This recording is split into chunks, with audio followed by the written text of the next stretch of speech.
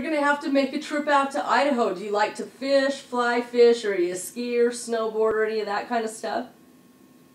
Not the big outdoorsman, but I've heard so many great things about Idaho. In fact, I have some friends that have moved to Boise and love it. What was it like being in Kansas? Incredible. Yeah. You know, when I joined the band, you realize how serious the business end of things is, you know. It's like I'd been making music my whole life, and I was in a very, very popular top 40 band when I lived in California. But when I joined Kansas, it's like, it's not only music, it's like business. You know, big money.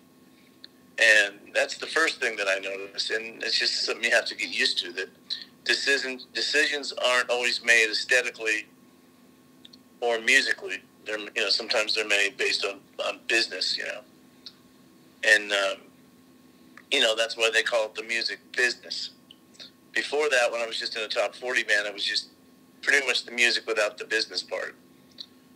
But other than that, I mean, gosh, once you got on stage, you forgot about all that stuff. You know, I did venues where there were 50,000 people, and sometimes 20,000 people sold out arenas, and it's quite a rush to walk on stage with that many people. What was your favorite arena to play at? One of the huge arenas. I used to like the summertime outdoor multi-band concerts. You know, kind of like Bonnaroo. In Hershey, Pennsylvania, I believe it was, we played out in a football stadium with about 50 or 60,000 people. I used to love those events, like REO Speedwagon and yeah. Cheap Trick and maybe Journey, Foreigner, bands like that. How fun! Have you always been doing some type of music growing up? Like, did you grow up in a musical family? Not really. My brothers, my brother Dino was always into music. He was one of the we wrote a lot of songs for Kansas, and Dino was a co-writer, and he was always in bands with me growing up. But my family, actually, my mom and dad, no, we're not from a musical background at all. So I heard that you went and you had auditioned for Kansas and you got the part. So was that your first big gig of your music career?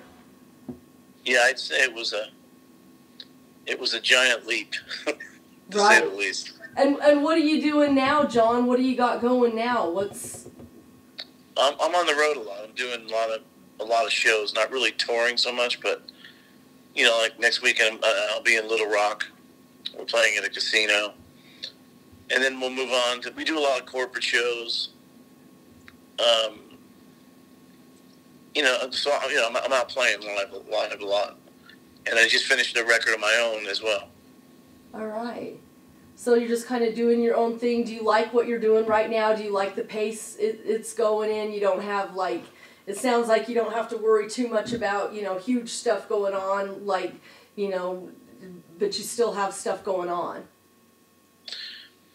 I like it. I like exactly where it is right now. You do? Because I'm more in control of it, you know. When somebody would just put an itinerary in front of me full of dates, I didn't like that much. I mean, in those days, you know, when I was younger and had more energy, it was easier. But you know, when somebody puts an itinerary in front of you and it's like, okay, we're going to be here October 21, 22, 23, and then we get a day off, and then we go 24, 25, 26. It's like, whoa. We toured with the group Heart, and they still like to play 14 days in a row. That's really hard for a male tenor singer. As far as the music industry is going, what do you think about the changes in the industry right now and the way that the music industry is going? And I'm sure it's a lot different from when you started in Kansas in, what was it, 1981? Is that when you? I say 1980. 1980. How do you feel about the changes? Do you like the way the music industry has gone? Do you think it's better, worse? What do you think? Yes and no. I think, you know, it's more accessible now, like Spotify and, you know, and platforms like that. But I mean, I probably sound like an old rock dude, but I like the days when people listen to the album cuts, not just the singles. Now it's all about the single that comes out on the record, and some people aren't even releasing whole records anymore. They're just releasing singles. But I mean, what I do like about it is more young startup bands can introduce their music to the public through YouTube and platforms like that. You couldn't do that, when I was growing up. Right. There's a lot of bands that have actually, come right off of YouTube and made it really big. Right. Are you a big social media person? Not really. I mean, I do some Facebook because I get to interact with my fans a lot. Instagram? Not really. I'm not really in Instagram too big. I probably should be, but... Yeah. You don't have a social media person that does that for you, or do you handle all that yourself too? I have someone that helps me out, but I don't let them write any of my dialogue. Perfect. You write your own. That's awesome. Yeah, I like to. If somebody, I get a lot of direct messages and questions and stuff, and I like to answer everybody. I just feel like, that the guy on the other end took the time to write me a pretty long-winded question. He deserves an answer back. Even if my answer is long-winded. I just like to always answer people back. Who inspired you with your music? Like who did you listen to growing up? Gosh, I listened to mostly bands like Yes and Genesis, and even over to Chicago, and I was into a little bit of everything if it was good, I mean, anything that was good I was into. I was into Foreigner and just anything that was good and had really nice harmonies and really cool lead singers, and Queen, stuff like that. Love Queen. Love, love, love, love Queen. Have you ever got to meet Queen or play with Queen? You know what? Kansas did a whole tour with them right before I joined them, so... Oh, how cool. I missed that one just by a smidge.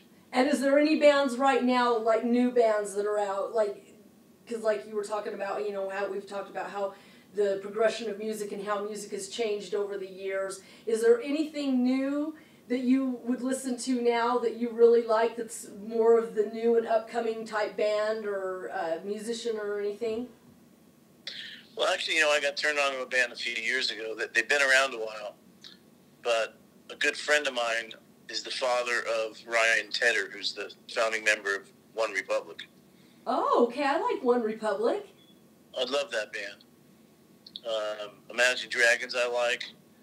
They're out of Utah. I think both bands are. No, actually, Imagine Dragons is out of Provo, which is close to us. Oh, okay. Yeah. So you love Imagine Dragons? Yeah, I like... I love that because both those are on my playlist.